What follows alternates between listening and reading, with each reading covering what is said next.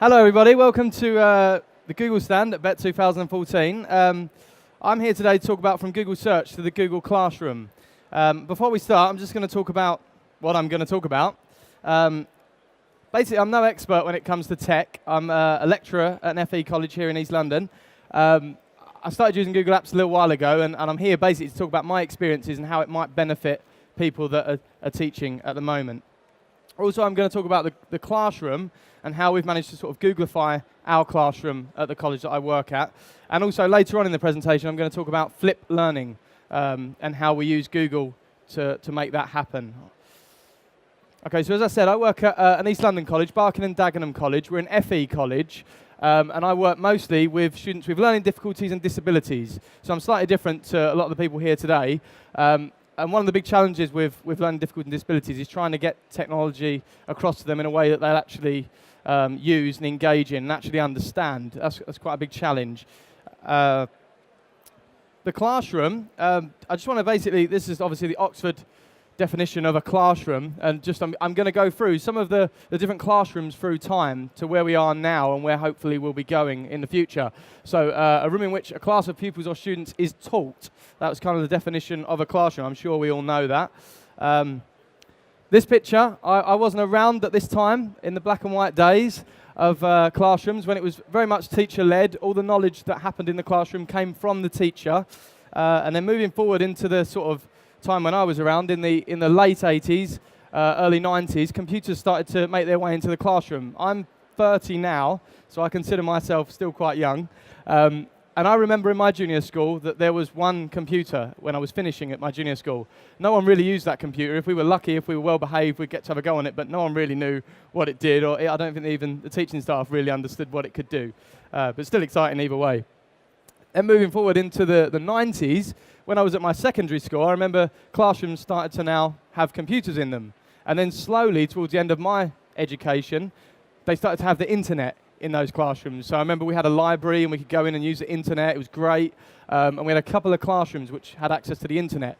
So moving forward into the noughties, I was at college at this time. Computers appeared to get smaller. We had smaller screens. But basically the same sort of dedicated machines, and now every classroom has a computer and can get on the internet. I've been in education for around 7 years, and even in that time I've watched technology kind of move very fast.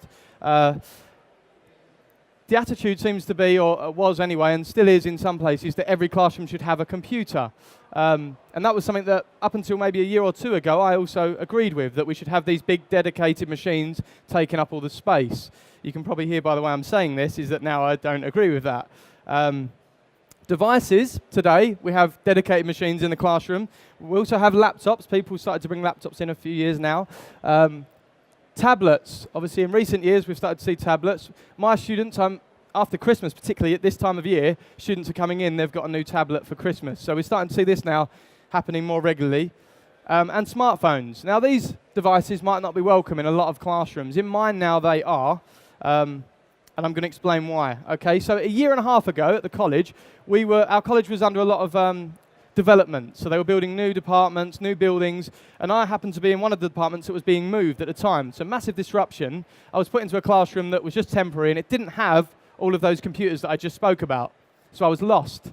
Well, how can I do my IT work? How can I get the students on the computer? So I was introduced to our e-learning department. We've got a great e-learning department at Dagenham College, and they showed me one of these, a Chromebook, and said, oh, well, we've got 20 of these. You can borrow them and take them into a classroom. So my obvious question was, oh, great, a laptop. It comes with Office, Word, Excel, and the answer was no. It doesn't have any of those things. So my response was, oh, well, why would I want that? Why do I need a laptop that doesn't have Microsoft on it? Because surely that's what we need. And it was explained to me in only a sort of 5-10 minute conversation about Google Apps and the Google Drive. Now, I don't know how many people here are familiar with the Google Drive. I'm going to go through it briefly, but I'll be here later on to answer any questions if there's anything that you don't understand. So I was explained about the Google Apps. This is my classroom now. As a result of using Google for only about 4 months, my classroom, we got to help design our classroom. My classroom is very empty. That was when we first moved in. There's only one computer in that classroom. So we haven't filled it up with dedicated machines. We don't actually need them. For what we do in the classroom, most of it is online on a web browser.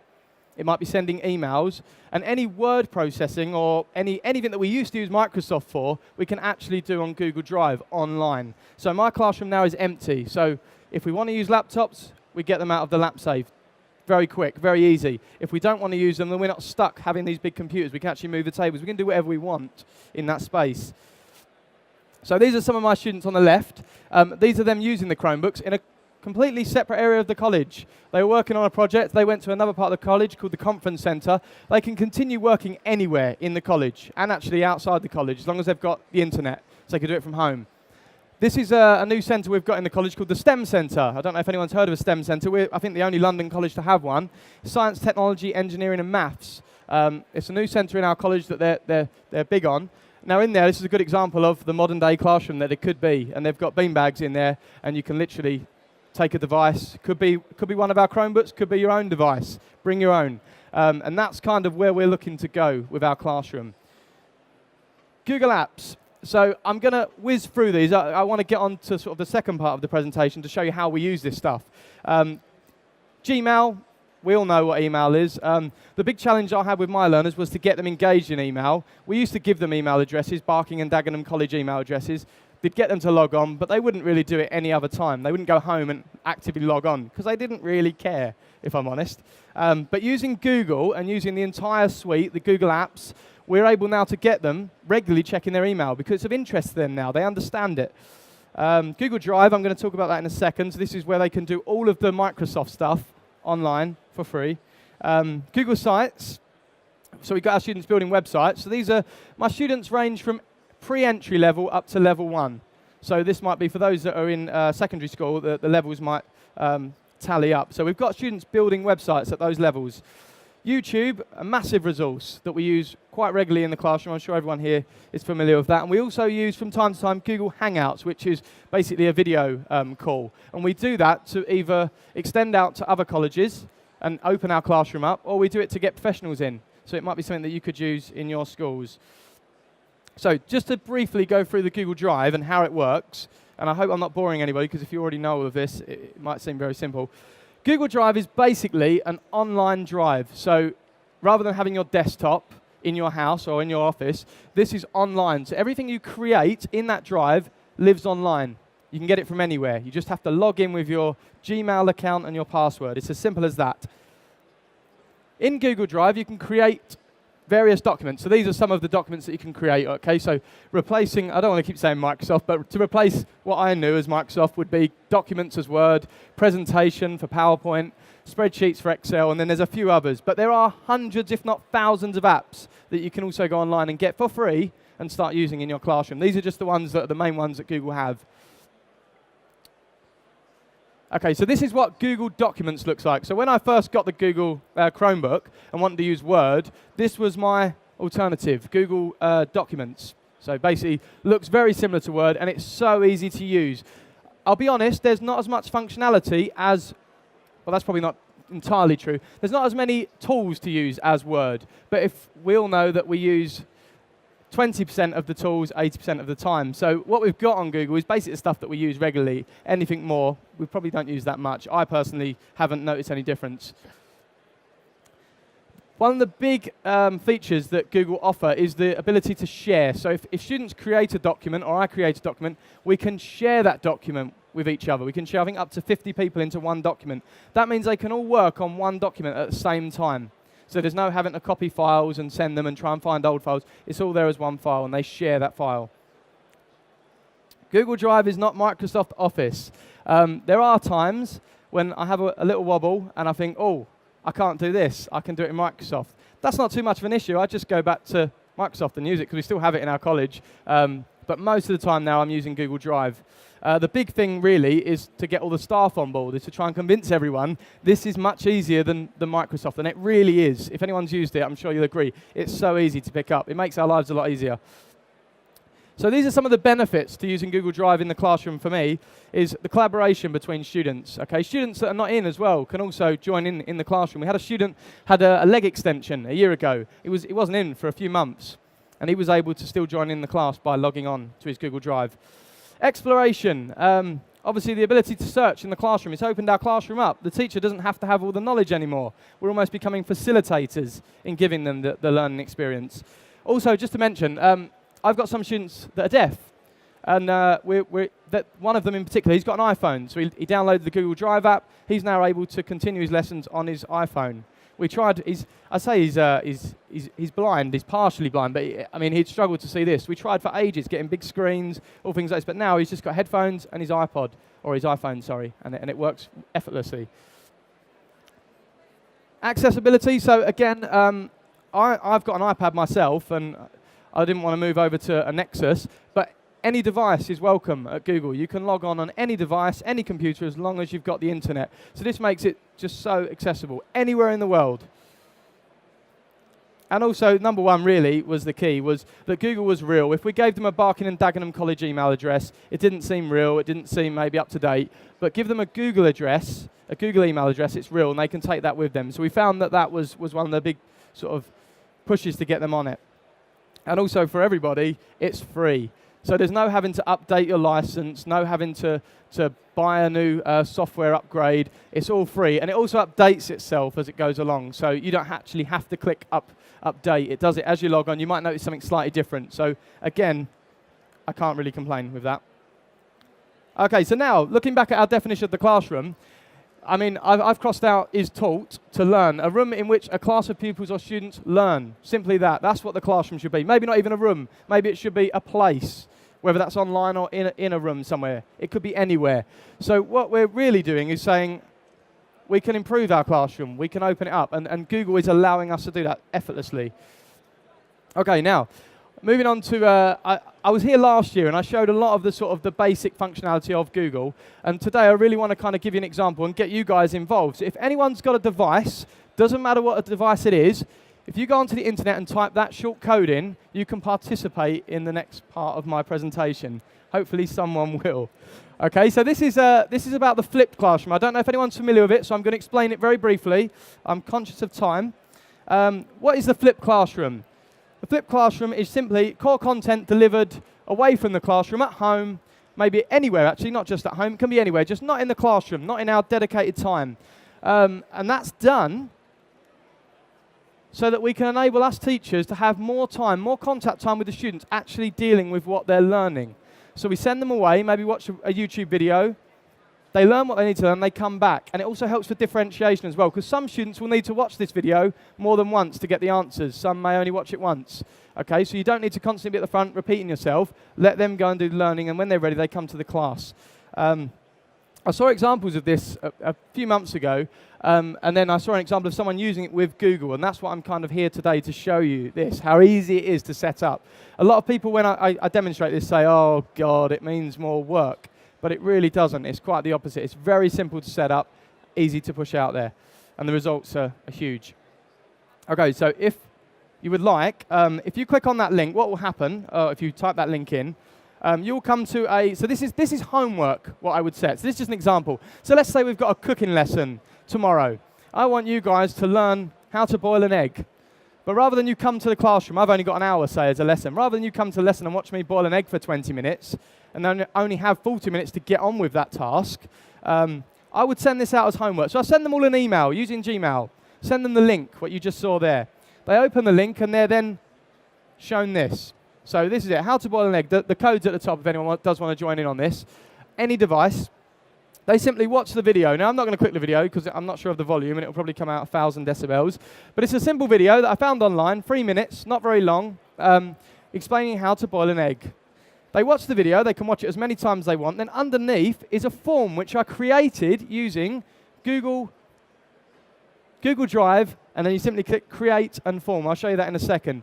Create a form. You simply embed your video, and then you just give it questions. And it's really, really simple. So question number 1 is their first name, surname, group, and you can tailor it to however you want. So if I was to fill this form out, so I'm going to call myself Andy, my surname Duffy. I choose my group. So obviously you would set whichever groups you wanted. I'm just going to randomly pick this. How many eggs we use in the video? I'm going to say 4. I'm going to say egg cups. So they would do this at their own pace, and they can do it anywhere. How long does it take to make a medium boiled egg? think it's 6 after the boil. How long does it take? Hard-boiled egg, 9. And then at the end, just simply, this is one of my flipped sessions. I put at the end just something simple, did you enjoy your homework? That's for my own feedback to know, did they enjoy it? If they didn't, I know that I need to maybe do something different. I've seen lots of examples where people put at the end maybe a funny video just to get them so they will go on to do their homework, because at the end they're going to get to watch funny video they get to talk about in class maybe. So there's all different things you can do. So I'm going to rate myself, I'll give myself a 7. And then they simply hit submit. Now, you could have done this on your mobile phone. Hopefully, people here have done it. You hit submit, and that gets sent. That gets sent to me. Let me just go back to my slide. The information that they just filled out gets sent to me. I haven't done anything. All I simply did was created a Google form. I gave it the questions, embedded the video. At the end of the form, it asked me, do you want to create a spreadsheet to collate all this information? I click yes. The spreadsheet's right next to my document in my drive. I don't do anything. And then if I go now to my responses, so this could be just before the lesson, I could think, right, okay, I want to see who's done their homework. And I want to see who struggled, because ultimately we want to see which students need extra help so I can differentiate and help those students. So all I do is I click on my, that was supposed to open up the next, there we go, sorry. I click on it, and now I can see actually a few of you have done it, so thank you very much. This here shows the results. So you might see your name up there. You can see my Andy Duffy in the middle there. So this shows the time that they submitted their homework. It shows their name, their group, and their answers. So I can look through and see who got the answers right. Okay, so Donald Trump, you got that wrong. There was 3. But that's basically as easy as it is. Now you can see I didn't do too much there, and creating the form probably takes 5-10 minutes. Once you've done it a few times, it's easy the first time you do it, to be honest. But it's so quick and so easy. Okay, I'll let you have a look at that for a second. Okay, so going back to my form, once they've done that's the message they get, just saying thank you, you've submitted your form. Okay, so I'm going to just actually, what I'll do is I'll show you very quickly. So, these are all the apps that we use on a regular basis. And as I say, they're all free. And what I urge everyone really to do, because in a 20-minute presentation up here, for me to quickly show you, I'd be going at 1,000 miles an hour, and I'm already doing that anyway. What I would urge you all to do is get a Google account if you haven't got one. It costs nothing, so it's worth a try. And then just start playing with the different apps. Go on Google Drive, create documents. You'll see within minutes how easy it is. Click the share button at the top, share it with some of your colleagues, see how you all work on a document at the same time. And it's as simple as, in classrooms, I sometimes go in and I create a document before the session, and I just put the link on the board to the document and get them to start writing in, almost like an online Twitter, where their answers start coming up on the board. There's lots of ways you can use it, so I urge you really all just to give it a go. If it doesn't work for you, you've lost nothing, but I don't think that will be the case. Okay, I'm going to show you, because I've got a few minutes, I'm going to show you how to create these documents. This isn't my Google Drive that I'm looking at.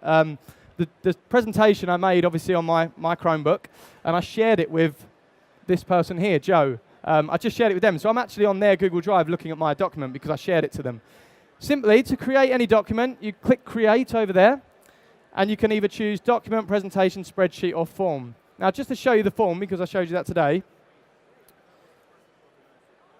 you can choose a template, so I'm just going to choose that one.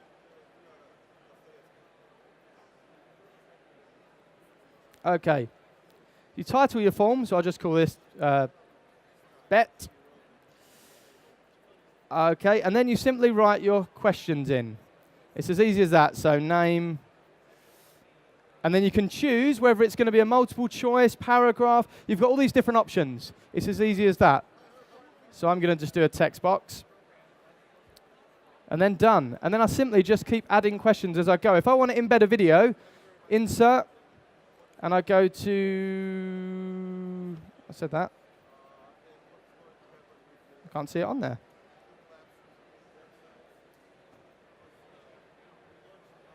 Oh, I'm confused. Okay, you should be able to insert a video. I've done it on mine. Let's have a look. I'm not sure why that's not coming up. Have a play with it, but you simply can just embed your video. And normally it comes up, but I'm not sure why it's going to bug me now.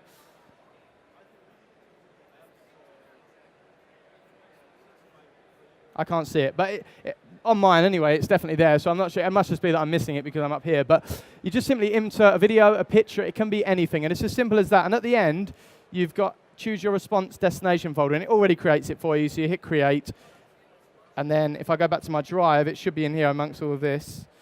There's my Google BETT form, and underneath it, or somewhere around there, there should be the response form.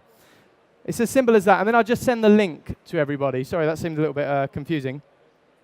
If anyone has any questions or would like to have a copy of this slide, you can email me and I'll just send it over to you. But I'm going to be around afterwards to answer any questions and hopefully give you a bit more insight into the various Google apps. But hopefully it's all made sense. I know I've had to be quite quick with the time, but that's basically how we're using it at Barking and Dagenham College with our students, and it's been a huge success. The students have bought into this, and it's been very successful so far, and we intend to continue with that. So thank you.